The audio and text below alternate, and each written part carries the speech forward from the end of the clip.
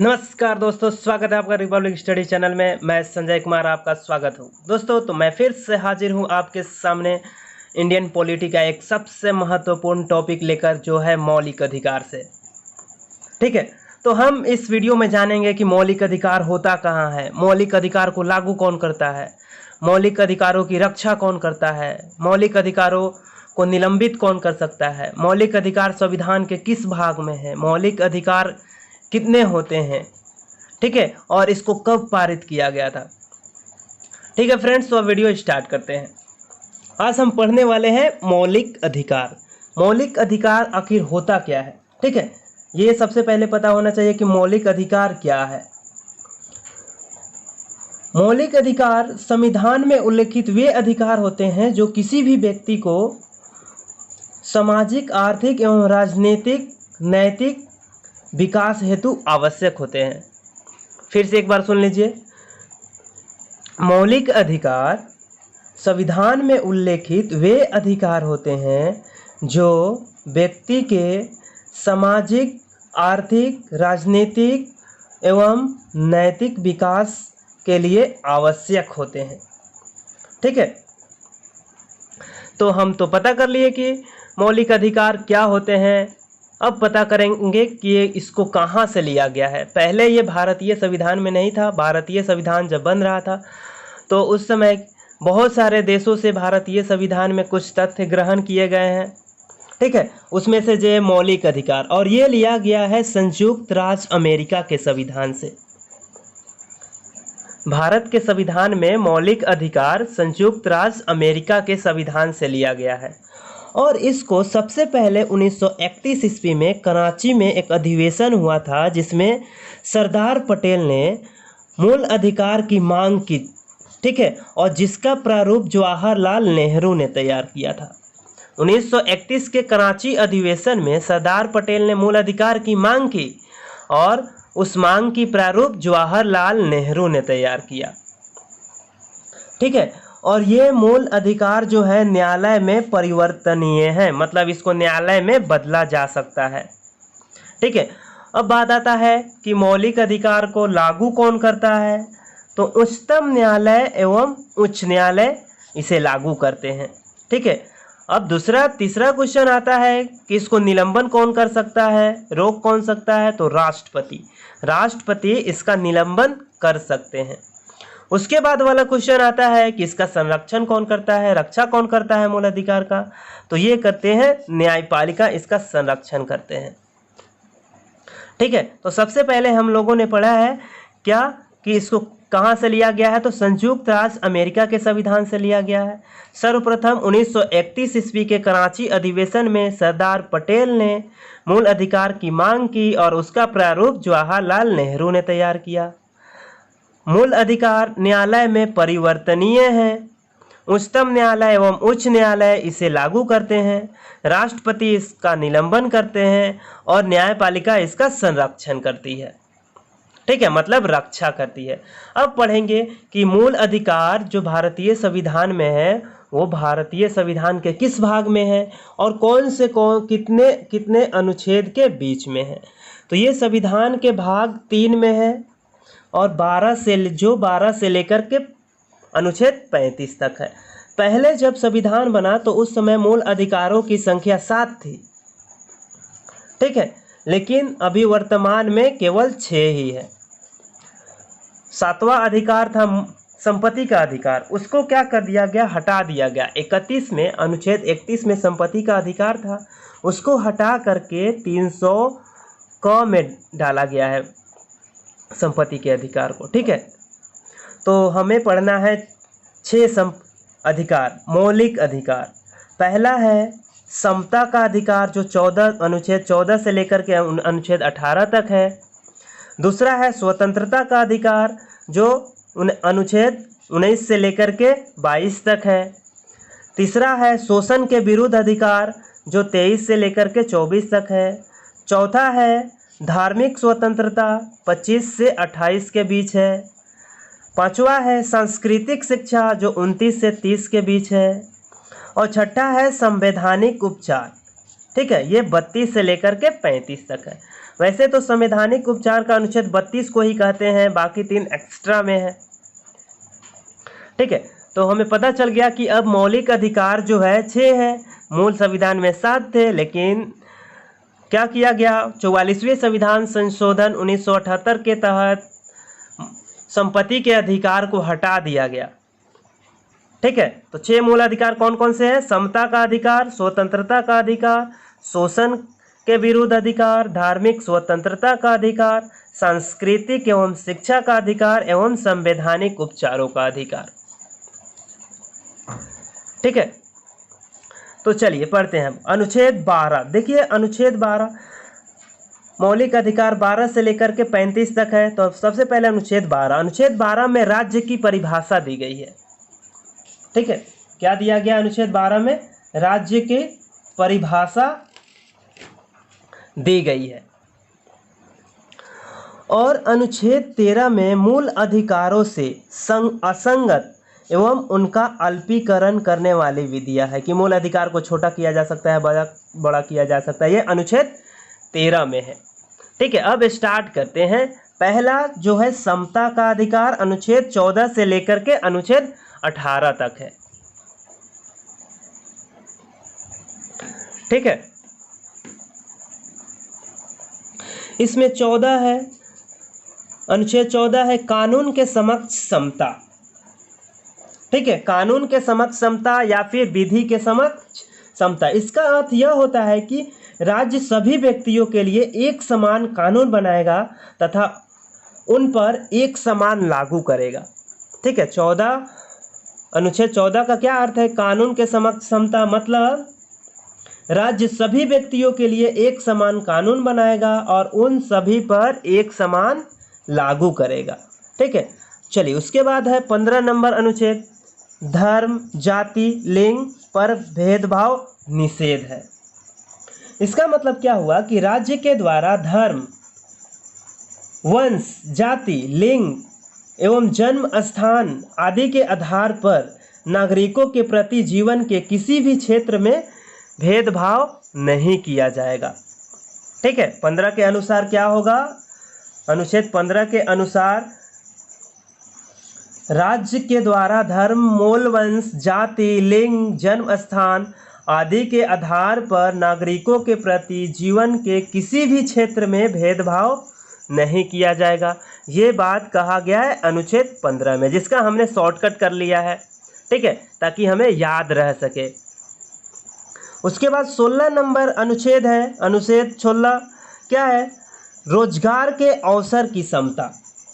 रोजगार के अवसर की क्षमता। इसका मतलब क्या हुआ कि राज्य के अधीन किसी भी पद, नियोजन या नियुक्ति से संबंधित विषयों में सभी नागरिकों के लिए अवसर की समानता होगी। लेकिन इसमें क्या किया गया है? SC ST को विशेष अधिकार दिया गया है कि उन लोगों को रोजगार में छूट मिलेगा, आरक्षण मिलेगा। ठीक है, उसके बाद आते हैं 17 नंबर अनुच्छेद। 17 नंबर में है अस्पृश्यता का अंत, मतलब छुआछूत का अंत।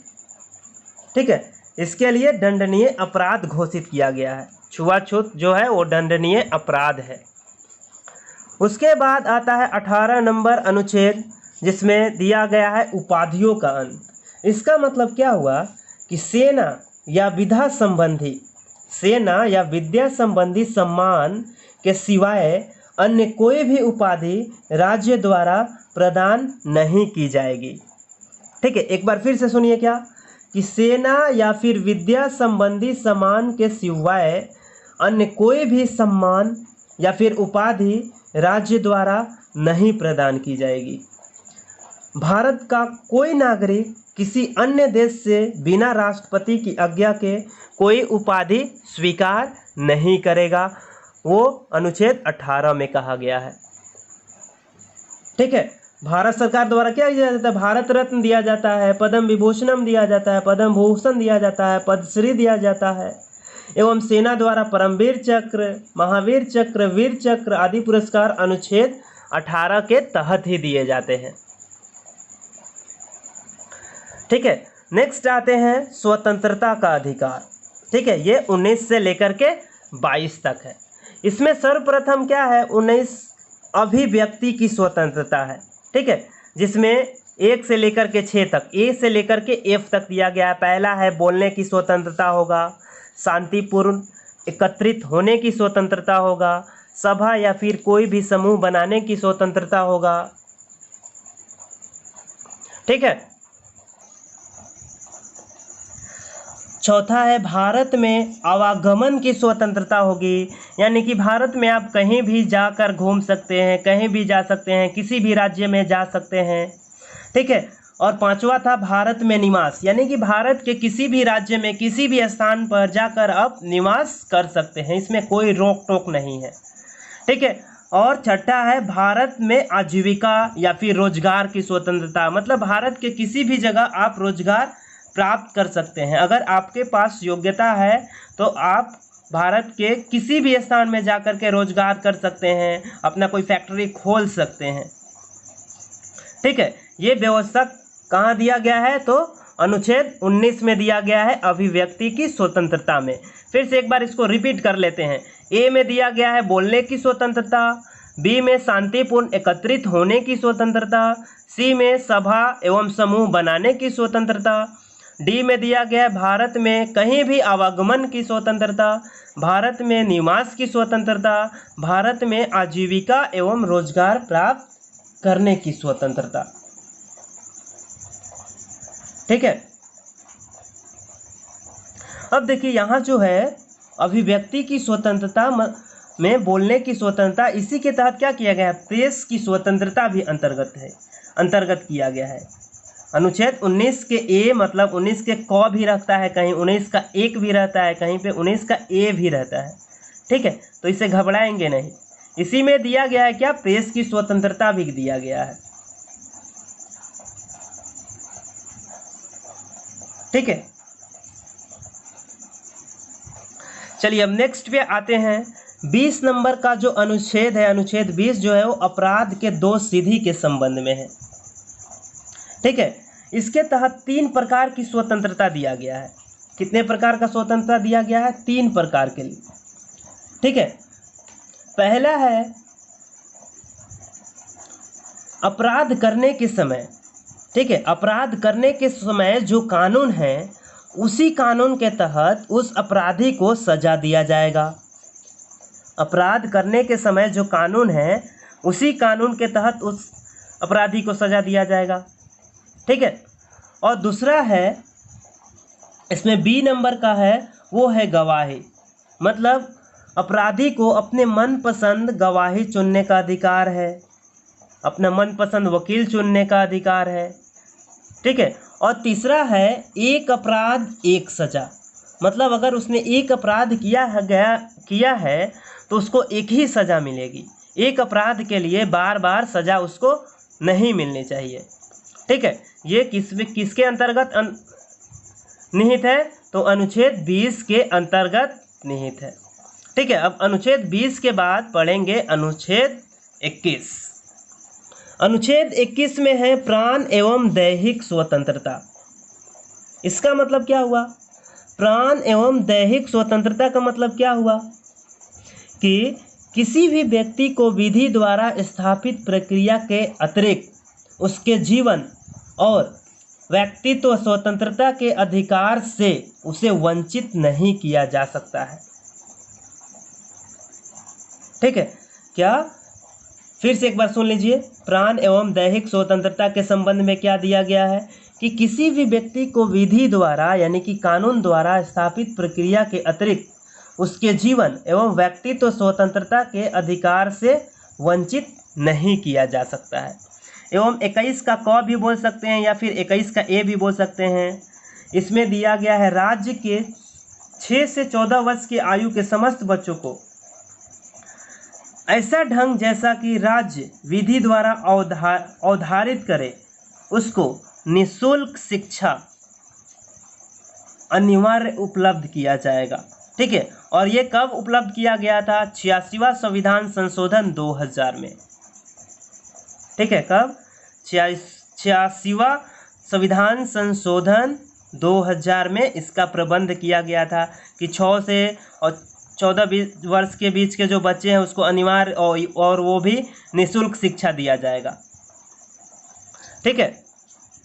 22 नंबर का अनुच्छेद है गिरफ्तारी के संबंध में संरक्षण। ठीक है, अगर किसी अपराधी को गिरफ्तार किया जाता है तो उसको क्या क्या संरक्षण दिया जाएगा उसके संबंध में है। पहला है कि आप हमको क्यों गिरफ्तार किए हो, इसका कारण बताओ। ठीक है। उसके बाद दूसरा है कि 24 घंटे के अंदर जिला के मजिस्ट्रेट के समक्ष पेश कराओ, उनके सामने पेश करो। और तीसरा है अपने मनपसंद का वकील चुनो। ठीक है, ये क्या है, गिरफ्तारी के संबंध में संरक्षण दिया गया है कि भाई तुम मुझे क्यों गिरफ्तार किए हो, इसका कारण बताओ। ठीक है, इसका कारण बताओ। कारण नहीं बताते हो तो 24 घंटे के अंदर मजिस्ट्रेट के सामने पेश करो। ठीक है, और उसके बाद अगर हम दोषी पाए जाते हैं तो हमें मनपसंद वकील चुनने का अधिकार भी है।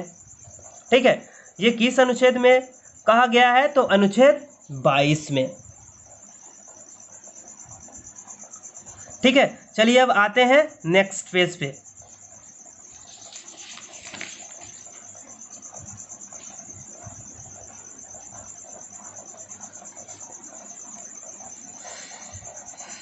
अनुच्छेद 22 तक हम लोगों ने पढ़ लिया। अब तीसरा है शोषण के विरुद्ध अधिकार। ठीक है, शोषण के विरुद्ध अधिकार अनुच्छेद 23 और 24 है। ठीक है, अनुच्छेद 23 में क्या कहा गया है कि मानव का व्यापार, बलात् श्रम और बंधुआ मजदूर ये सभी प्रतिबंध लगाया गया है इस पर। ठीक है, मतलब इसके द्वारा किसी भी व्यक्ति की खरीद बिक्री, बेगारी मतलब बलात् श्रम, इस प्रकार का अन्य या फिर जबरदस्ती से लिया गया श्रम निषिद्ध ठहराया गया है, जिसका उल्लंघन विधि के अनुसार दंडनीय अपराध है। ठीक है, मानव का व्यापार आप नहीं कर सकते हैं, छोटे बच्चों से काम नहीं करवा सकते हैं, किसी से जबरदस्ती भी काम नहीं करवा सकते हैं, बंधुआ मजदूर जैसे। ठीक है, उसके बाद 24 नंबर अनुच्छेद क्या बताता है कि 14 से कम उम्र के बच्चों से कठिन काम निषेध है। कारखानों में काम नहीं करवाया जा सकता है उनसे। अगर आप करवाते हैं तो आप पर कानूनन कार्रवाई किया जाएगा। ठीक है, मतलब 14 वर्ष से कम आयु वाले बच्चे को किसी भी कारखाने, खाने या फिर अन्य किसी जोखिम भरे काम पर नियुक्त नहीं किया जाएगा। अनुच्छेद 24 के तहत यह व्यवस्था किया गया है। अगर इसका कोई उल्लंघन करता है तो उस पर कानूनन कार्रवाई की जाएगी।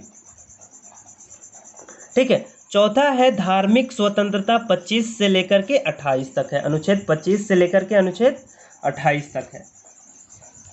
ठीक है, अनुच्छेद 25 में क्या कहा गया है कि धर्म को मानने का अधिकार होगा, उसका आचरण करने का अधिकार होगा, प्रचार करने का अधिकार होगा। मतलब कोई भी व्यक्ति किसी भी धर्म को मान सकता है, उसका प्रचार प्रसार कर सकता है। ठीक है, 26 नंबर का अनुच्छेद है धार्मिक प्रबंधन। इसका मतलब क्या हुआ कि कोई भी व्यक्ति अपने धर्म के लिए संस्थानों की स्थापना कर सकता है, विधि सम्मत संपत्ति का अर्जन कर सकता है एवं स्वामित्व व प्रशासन का उसे अधिकार भी है। ठीक है, कोई भी धर्म को मानने वाला व्यक्ति अपने संस्थानों का स्थापना कर सकता है। 27 नंबर का अनुच्छेद देखिए, मतलब यह है धार्मिक संपोषित कर। इसका मतलब क्या हुआ? 27 नंबर अनुच्छेद 27 का मतलब क्या हुआ कि राज्य के किसी भी व्यक्ति को ऐसे कर देने के लिए बाध्य नहीं किया जाएगा।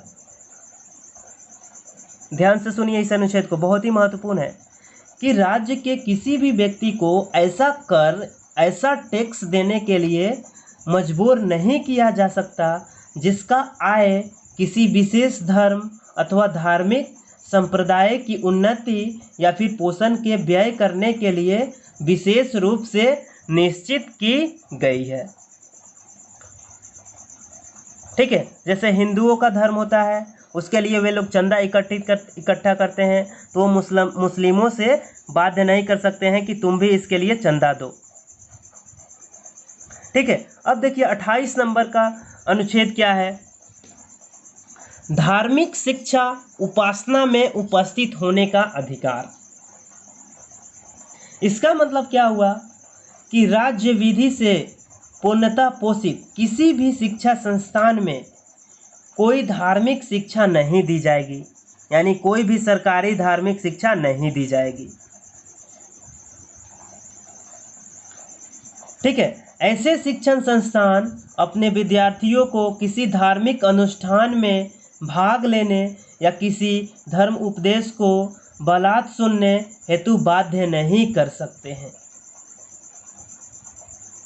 ठीक है, कि राज्य द्वारा किसी भी स्कूल में धर्म की शिक्षा, किसी विशेष धर्म की शिक्षा नहीं दी जाएगी। अगर दी जाएगी तो उसके विरुद्ध कार्रवाई होगा। उसके बाद देखिए 5वां है सांस्कृतिक एवं शिक्षा का अधिकार। सांस्कृतिक एवं शिक्षा का अधिकार, इसके तहत है 29 नंबर अनुच्छेद 29 में अल्पसंख्यक के हितों का संरक्षण दिया गया है। इसका मतलब क्या हुआ कि कोई भी अल्पसंख्यक वर्ग अपनी भाषा, अपनी लिपि और संस्कृति को सुरक्षित रह सकता है और केवल भाषा, जाति, धर्म और संस्कृति के आधार पर उसे किसी भी सरकारी शैक्षिक संस्थान में प्रवेश से नहीं रोका जा सकता है। ये क्या हुआ? अल्पसंख्यक के हितों का संरक्षण हुआ। ठीक है, एक बार और इसको रिपीट कर देता हूँ, सुन लीजिए फिर से, कि कोई भी अल्पसंख्यक वर्ग अपनी भाषा, लिपि और संस्कृति को सुरक्षित रख सकता है और केवल भाषा, जाति, धर्म और संस्कृति के आधार पर उसे किसी भी सरकारी संस्थान में प्रवेश से नहीं रोका जा सकता है। ये अनुच्छेद 29 में कहा गया है। ठीक है, 30 नंबर अनुच्छेद 30 में क्या कहा गया है? अल्पसंख्यकों के शिक्षा के संरक्षण। मतलब कोई भी अल्पसंख्यक वर्ग अपनी पसंद का शिक्षा संस्थान चला सकता है और सरकार उसे अनुदान देने में किसी भी तरह की भेदभाव नहीं करेगी। ठीक है, समझे? अनुच्छेद 30 में क्या कहा गया है कि कोई भी अल्पसंख्यक वर्ग अपनी पसंद का शिक्षण संस्थान चला सकती है। पहले में क्या था कि अपनी भाषा, लिपि और संस्कृति को सुरक्षित रख सकता है और उसे किसी भी सरकारी नौकरी में धर्म, जाति, भाषा के आधार पर उससे भेदभाव या फिर संस्कृति के आधार पर उससे भेदभाव नहीं किया जाएगा। ठीक है, और 30 में क्या है कि वो कोई भी शिक्षण संस्थान चला सकता है और उसे सरकार अनुदान भी देना चाहिए सरकार को। उसके बाद आता है 31 नंबर अनुच्छेद। इसमें क्या किया गया? संपत्ति का अधिकार है। 44 के तहत संविधान संशोधन 44 के तहत 1978 ईस्वी में इसे 31 से हटा करके 300 के क में डाला गया है। ठीक है, उसके बाद आते हैं लास्ट नंबर का अधिकार है संवैधानिक उपचारों का अधिकार, जो 32 नंबर है। ठीक है, इसमें क्या कहा गया है कि ऊपर जितने भी अधिकार दिए गए हैं, मतलब 1 से लेकर के 5 तक जितने भी अधिकार हम लोगों ने पढ़े हैं, उसको सभी का ये संरक्षण करेगा, रक्षा करेगा ये सभी, ये अनुच्छेद। ठीक है, और इसलिए BRA बाबा साहेब भीमराव अंबेडकर ने इसे संविधान की आत्मा भी कहा है। किसको? अनुच्छेद 32 को बाबा साहेब भीमराव अंबेडकर ने संविधान की आत्मा कहा है। ठीक है, और इसी के तहत, इसी अनुच्छेद के तहत सुप्रीम कोर्ट अनुच्छेद 32 के तहत एवं हाई कोर्ट अनुच्छेद 226 के तहत रीट जारी करती है, जो 5 प्रकार की होती है। ठीक है, अनुच्छेद 32 के तहत क्या सुप्रीम कोर्ट रीट जारी करती है और हाई कोर्ट अनुच्छेद 226 के तहत रीट जारी करती है, जो 5 प्रकार का होता है। जो कितने प्रकार का होता है? 5 प्रकार का। और उसमें पहला है बंदी प्रत्यक्षीकरण। ठीक है, ध्यान से सुनिएगा इस बात को और समझिएगा। ठीक है, अभी समझ लीजिए, बाद में आपको नोट भी करा दूंगा मैं। बंदी प्रत्यक्षीकरण और 24 घंटा के अंदर क्या करना है, उपलब्ध कराना है। सुनिए, यह उस व्यक्ति की प्रार्थना पर जारी किया जाता है जो यह समझता है कि उसे अवैध रूप से बंदी बनाया गया है। देखिए, बंदी प्रत्यक्षीकरण मतलब अवैध रूप से बंदी बनाया गया है उसे। ठीक है, इसके द्वारा न्यायालय बंदीकरण करने वाले अधिकारी को आदेश देता है कि वह बंदी बनाए गए व्यक्ति को निश्चित स्थान, निश्चित समय के अंदर उपस्थित करे, जिससे न्यायालय बंदी बनाए जाने के कारणों पर विचार कर सके। यानी 24 घंटे के अंदर उसे न्यायालय में पेश करे। कोई भी अधिकारी किसी भी बंदी को बंदी बनाया है तो उसे 24 घंटे के अंदर न्यायालय में पेश करना होगा, ताकि उस पर न्यायालय के न्यायाधीश विचार कर सके। ठीक है, और दूसरा है परमादेश। ठीक है, परमादेश मतलब ये इस क्या करता है, आदेश देता है। परमादेश का लेख उस समय जारी किया जाता है जब कोई पदाधिकारी, जब कोई अधिकारी अपने सार्वजनिक कर्तव्यों का निर्वाह नहीं करता है, और इस प्रकार के आज्ञापत्र के आधार पर पदाधिकारी को उसके कर्तव्य का पालन करने का आदेश दिया जाता है। ठीक है, अगर कोई अधिकारी अपने उचित ढंग से काम नहीं कर रहा है तो न्यायालय उसको आदेश देगी कि तुम अच्छी तरह से काम करो, नहीं तो तुम्हें बर्खास्त कर दिया जाएगा। ठीक है, तीसरा है प्रतिषेध, ऊपर वाले निचले अधिकार से बाहर। इसमें क्या बोला जाता है कि यह एक आज्ञा पत्र सर्वोच्च न्यायालय एवं उच्च न्यायालय द्वारा निम्न न्यायालय तथा अर्धन्यायिक न्यायाधिकारियों को जारी करते हुए आदेश देता है कि इस मामले में अपने यहाँ कार्रवाई न करें, क्योंकि ये मामला आपके अधिकार से बाहर है। उच्चतम न्यायालय यानी सुप्रीम कोर्ट, हाई कोर्ट को बोलेगा कि ये जो मामला है तुम्हारे अधिकार से बाहर है, इसको हमारे पास भेजो, तुमसे होने वाला नहीं है। ठीक है, प्रतिषेध मतलब ऊपर वाला बोलेगा कि यह निचले के अधिकार से बाहर है, और निचला बोलेगा कि ये आपके अधिकार से बाहर है। ठीक है, मतलब कोई दो राज्य का मामला होगा, सपोज डेट क्या होगा कि दो राज्य का मामला होगा, तो इसका तो कोई हाई कोर्ट इसका हल नहीं निकाल सकता है, इसके लिए आपको सुप्रीम कोर्ट में जाना होगा। ठीक है, और दूसरा बात आता है कि अपने राज्य का मामला है, केवल अपने राज्य का मामला है, जिला जिला का मामला है, तो इसमें हाई कोर्ट के अधिकार में आता है, ये सुप्रीम कोर्ट के अधिकार में नहीं आता है, तो इसको सुलझाएगा हाई कोर्ट। ठीक है, तो प्रतिषेध में क्या होता है, ऊपरे निचले का अधिकार में फेरबदल होता है। चौथा देखिए, चौथा है उत्प्रेषण। इसका मतलब क्या होता है, मुकदमे मेरे पास भेजो। इसके द्वारा अधीनस्थ न्यायालय को यह निर्देश दिया जाता है कि वे अपने पास लंबित मुकदमों को न्याय निर्णयन के लिए उसे वरिष्ठ न्यायालय को भेजे। जैसे कोई मुकदमा हाई कोर्ट में है, उसका जल्दी से सुनवाई नहीं हो रहा है, तो वो न्यायालय को अधिकार देता है कि वो इसको सुप्रीम कोर्ट में भेजे, दूसरे न्यायालय में भेजे। ठीक है, और पांचवा है अधिकार परीक्षा लेख, मतलब असंवैधानिक अधिकार के विरुद्ध ये जारी किया जाता है।